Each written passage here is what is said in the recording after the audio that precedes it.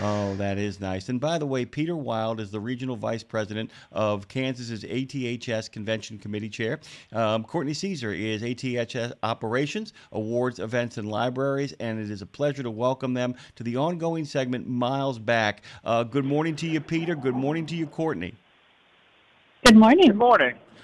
We will start, by the way, with talking about what an ATHS Convention Committee Chair actually does, because the whole conversation today is going to be about the 2026 convention.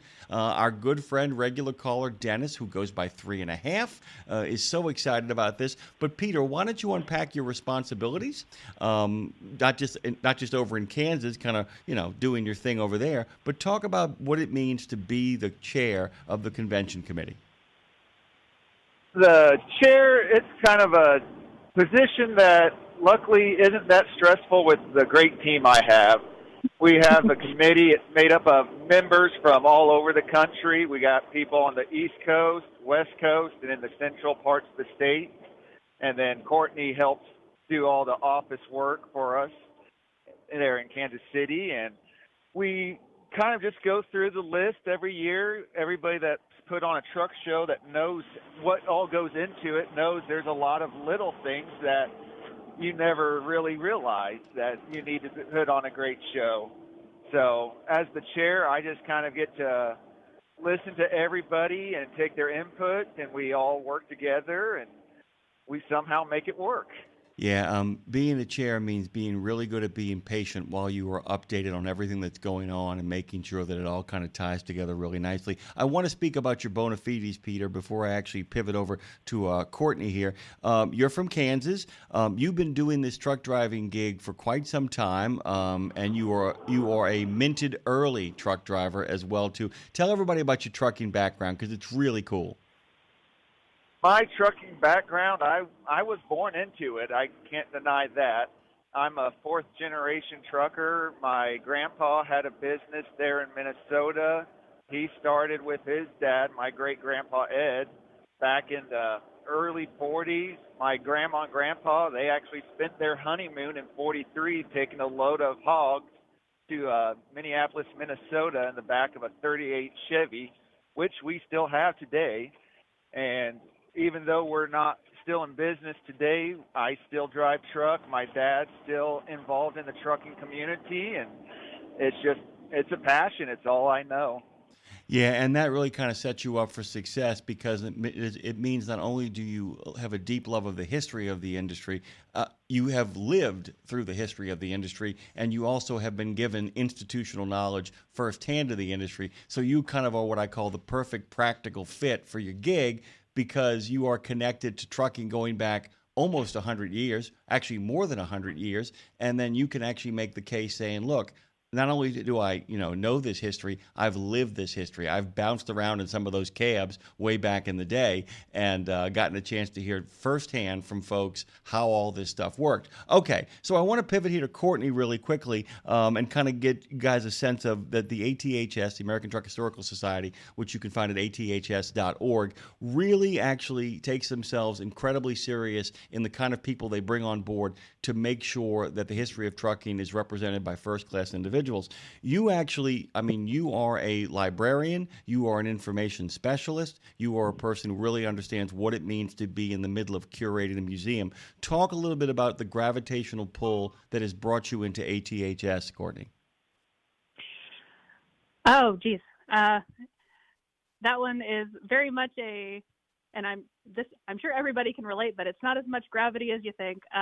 I graduated and ATHS was looking for a professional librarian and I was looking for a job. So I'm one of the types that fell into trucking, but I am definitely passionate about its history. I've taken a lot of what I've done here at ATHS from the library and awards and operations to apply it to convention. Convention for me is essentially a living history display of all the trucks and trailers from the early 1900s to now. So it's essentially getting to put on a very giant exhibit for me.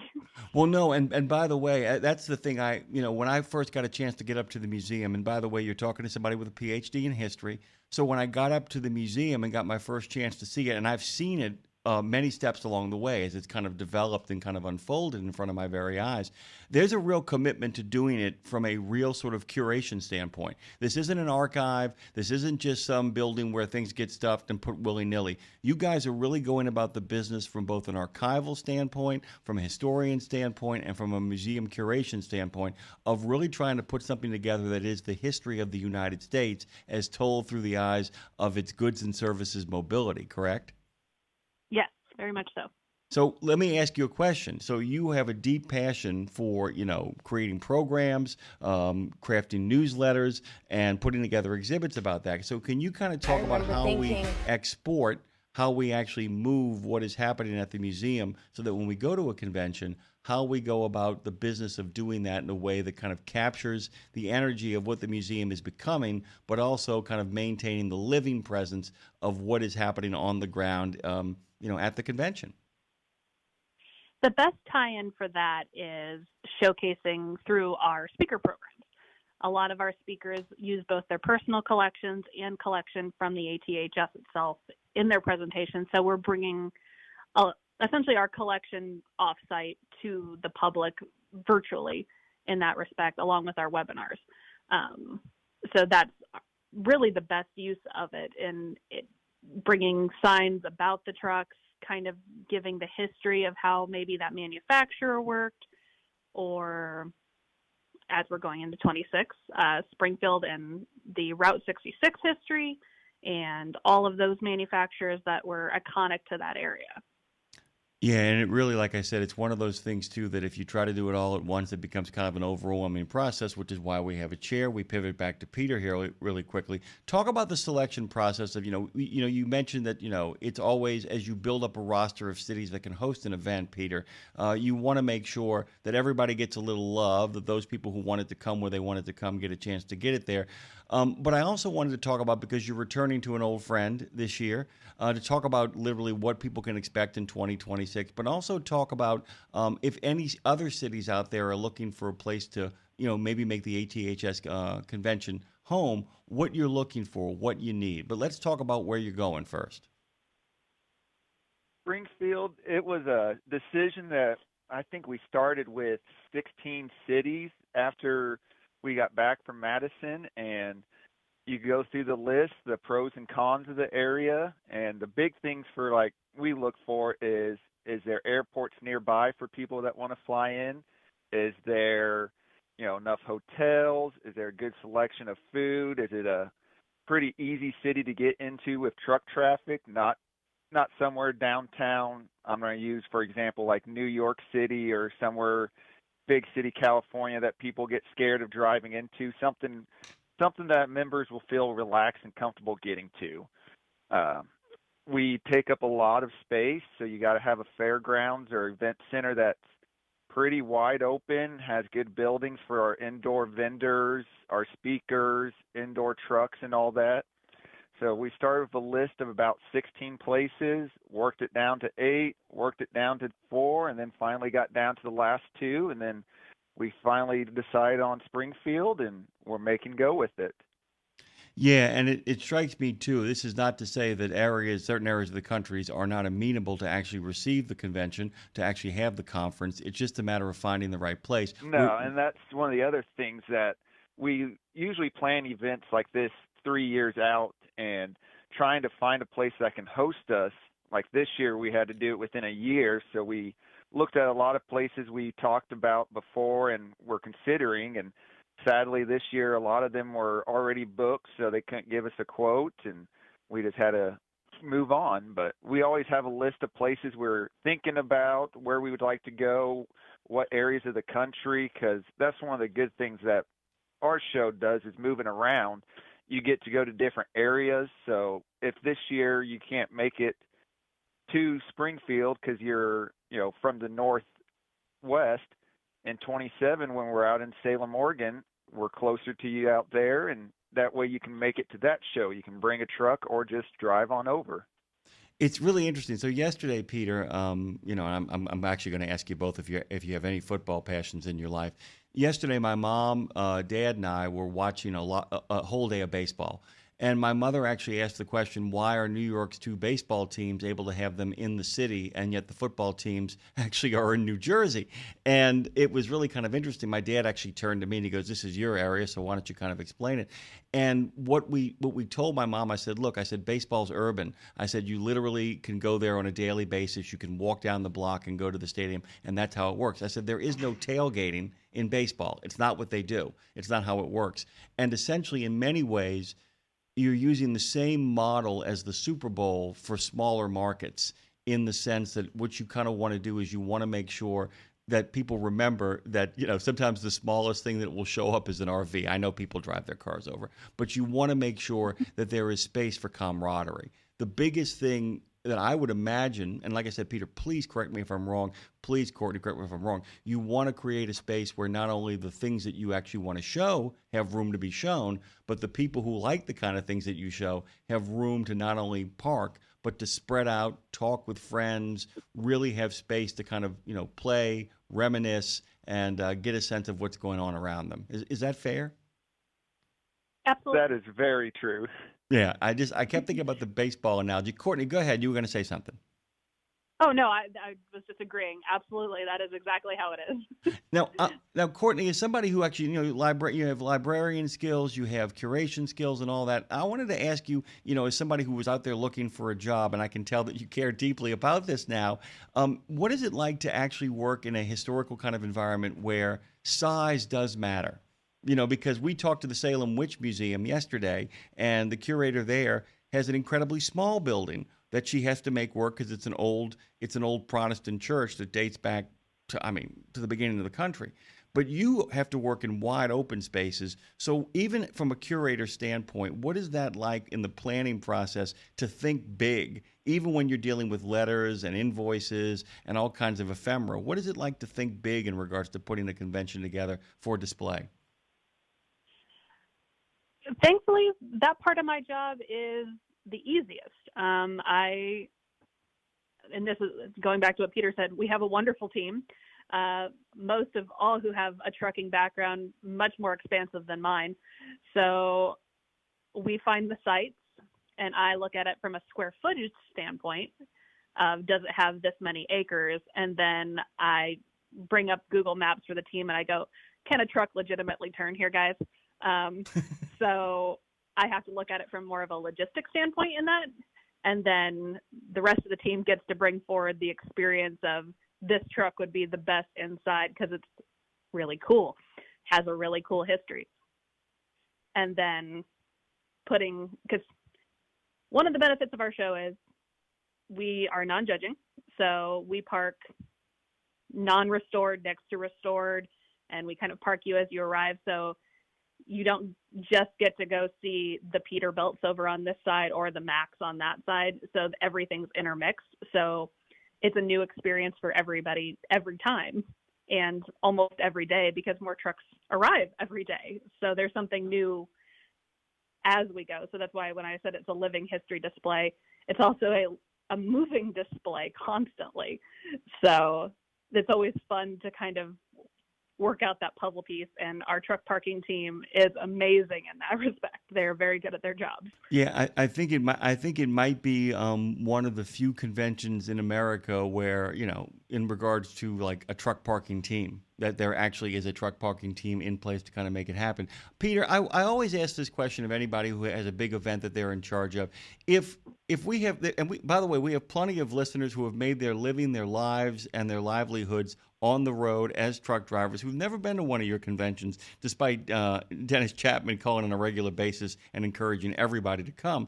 And I was kind of curious, if a person was a truck driver who's going to come to their first ATHS conference, how do you suggest they spend it? What do you suggest they do, and when should they begin planning to actually make the move to come over there and see you guys? So the shows trucks usually start rolling through registration on Tuesday, and the best days to be at the show would be Wednesday, Thursday, and Friday. Thursday and Fridays are usually the bigger days. That's usually when everybody's already there, parked. We got our speakers going on and everything by then, and that's the best day to take it all in.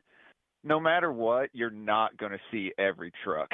I spend all day, all week there. And when we get done with the show, and in a couple months, when you get the show time, the publication of all the trucks that were there, I still scroll through it. I wonder, where was that KB at? And then I talked to somebody, and it was parked next to that Emeryville that I was looking at all week. And even though I drove by it 10 times and you took a picture with it in the background, you miss it. So it's really, you got to spend 2 days there to see it all. And you get sidetracked looking at this and talking to these people, and it's an amazing event. This year my cousins came down. They're not as big into the trucking background, and they thought it was just a giant car show with just a bunch of trucks. They had a blast. They didn't know what to expect, and the same way, they didn't know anything about transmissions, and when Tony was giving his seminar, they finally learned stuff, and they did not realize that they are going to learn stuff like that at the show. Yeah, it's one of the things too is that I think a lot of people that once they're kind of exposed up close and personal to what it is it takes to run one of these things, and also to kind of become also its ongoing maintenance supervisor. Once people really process what that is, they're almost overwhelmed and in deep awe of the men and women who make their living on the roads. Speaking of making their livings on the road, you actually are a guy who makes his fun by going into the shop working on one of your semis. You got a couple of favorites. I wanted you to share them with people. These are really cool, by the way. You are exactly who you should be in the position that you're in because you love old trucks. Tell us about some of them. I have a small collection, and the trucks just somehow keep finding me.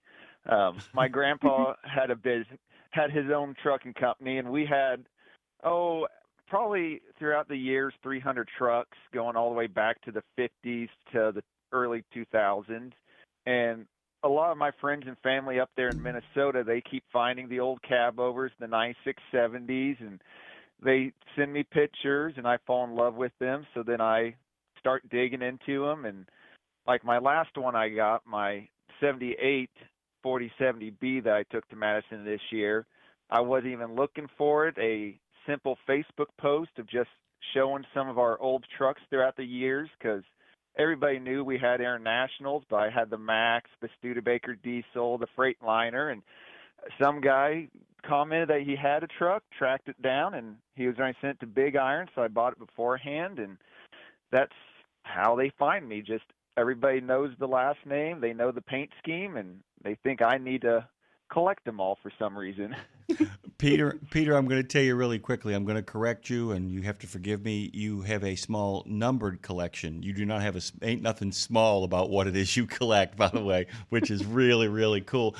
Courtney, I want to pivot to you because you talked about the idea of, like so many other people in this industry, you fell into trucking. What was the first moment around all of this stuff where you realized, you know what, I think I'm really going to love this stuff? Was there a moment when you went, wow, this wasn't just a gig, this is something that I have a little bit of a passion for? And it was. I did have one, and it actually started before I started the job.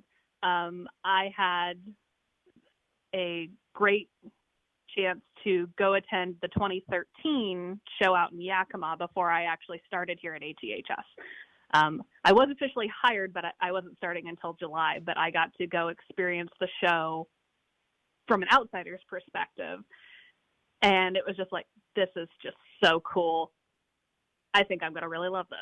And it's like, I got to then start the job and immediately start digging into all of the materials about all the trucks I saw and really start learning, because I had no knowledge of any truck whatsoever before I started. And so that was a steep learning curve coming in here as the researcher too, to answer questions. And I'm like, oh geez, what is an auto car? Like that, you don't know what you don't know till you really start digging in. But getting to experience convention first and experience everybody's passion for it really showed how much everybody was going to appreciate what I was doing, which makes me love my job more. As a librarian and historian, I can only imagine that one of the great things is that some historical movements and societies are real gatekeepers.